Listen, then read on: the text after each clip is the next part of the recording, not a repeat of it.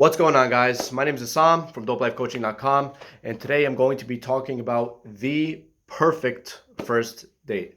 Now, before we start, there's no such thing as a perfect first date, type of algorithm or step-by-step outline that's going to work every single time. People are different. Me and you are different. The girl you go out with today may be different from the girl you go out with 3 months from today, if that was, meant to happen. So just throwing that out there.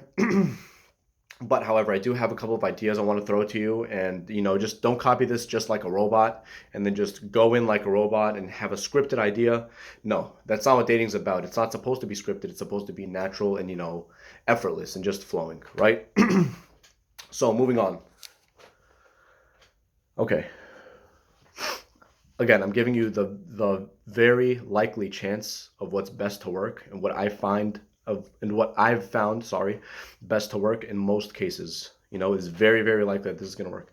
Don't just follow this blindly, as we said before. Okay, so first, before getting into what will be the best idea for a perfect first date, let's focus on what not to do, right? So let's focus right now on what most guys do, so that you're not one of them, right? The average Joe, what they tend to do, and how come they don't usually move past the first or second date with a woman, to ultimately get an exclusive relationship out of this. So what they most likely do, and what most women are used to, is when a guy asks them out on a date, they typically just go for, dinner for just a couple of hours, then that's it. It's done.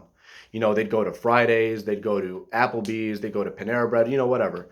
And they just spend 3 to 4 hours there, and then it'll be kind of like an interview, and it kind of be awkward because both people aren't exactly acting normal. And so that's going to kind of make the girl feel uncomfortable, and then after that, it may or may not happen that a second date is possible.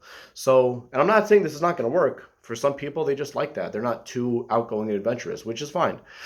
But you're always on the better side if you're more playful and adventurous, and and those sort of things with women. But again, if these are the things that the average Joes do, why not do something else?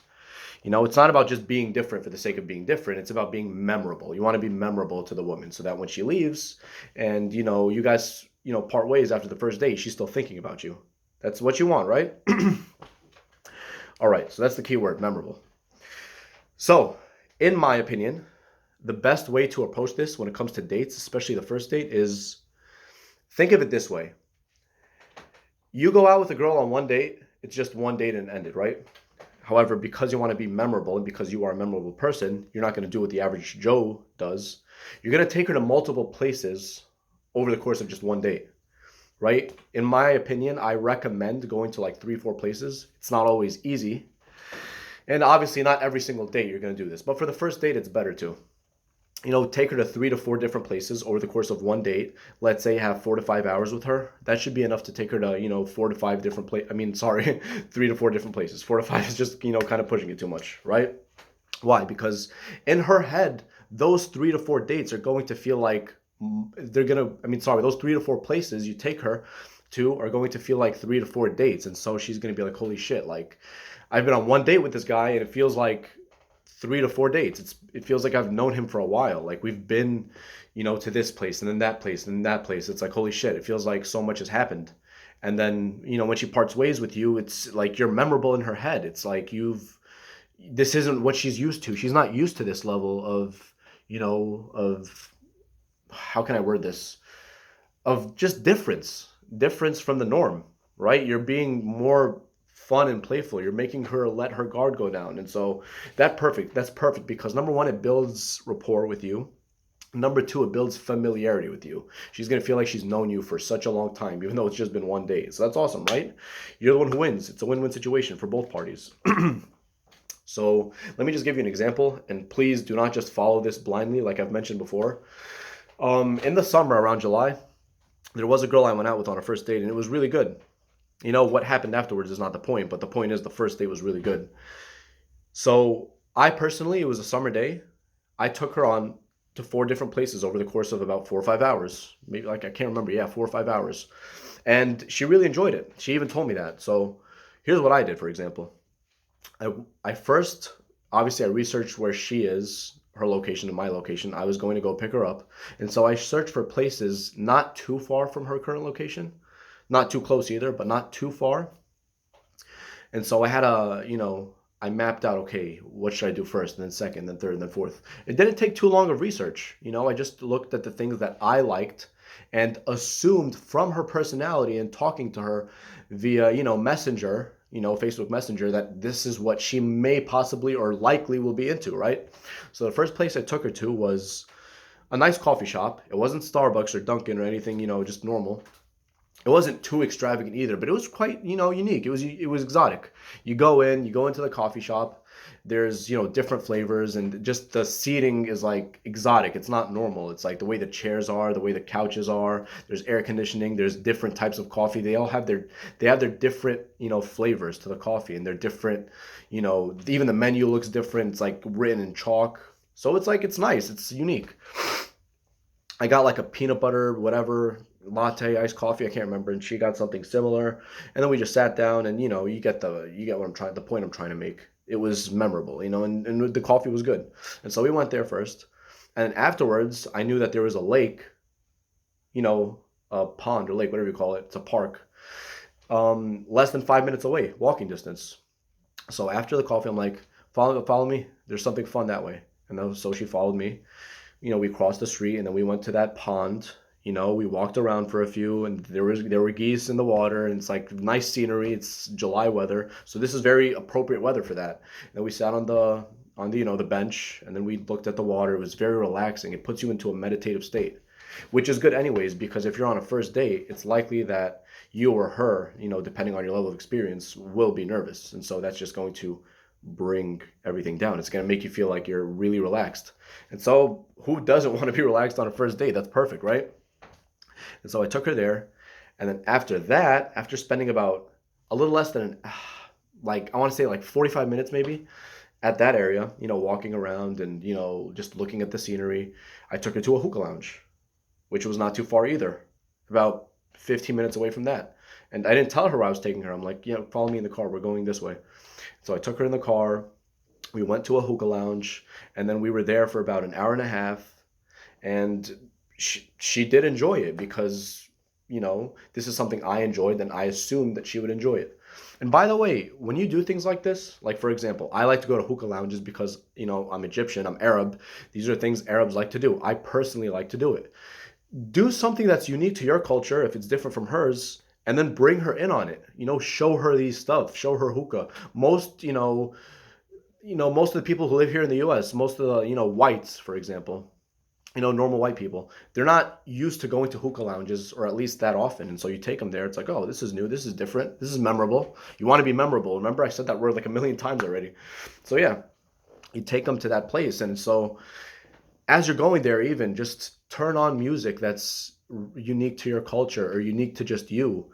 Things that she doesn't hear every day, not the same Drake music and stuff like that.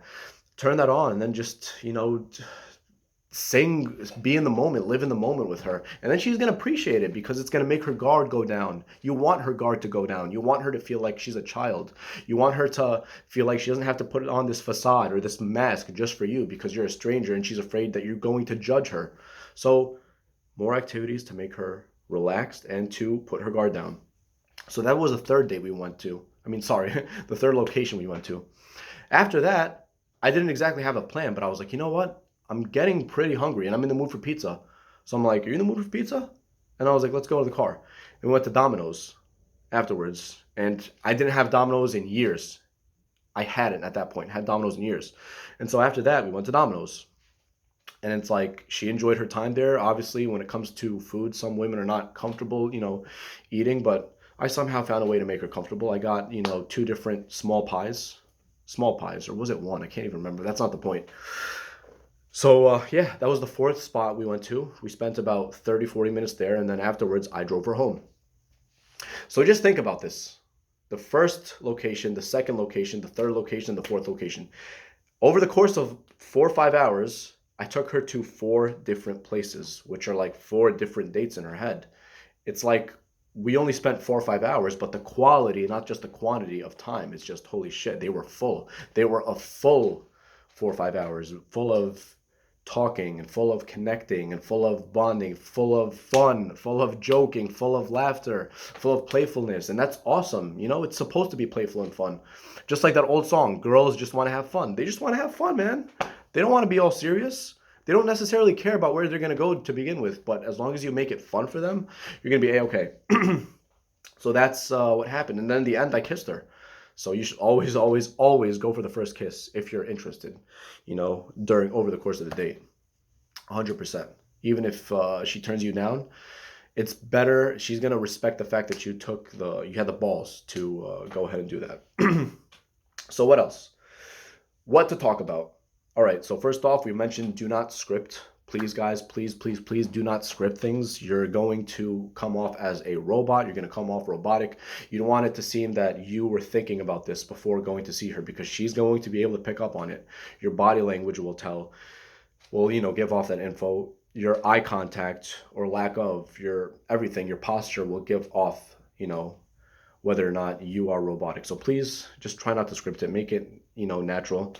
The way I like to do it is I like to keep it playful. And just talk to her as if I've known her forever. You know, joke around with her as if I've known her forever.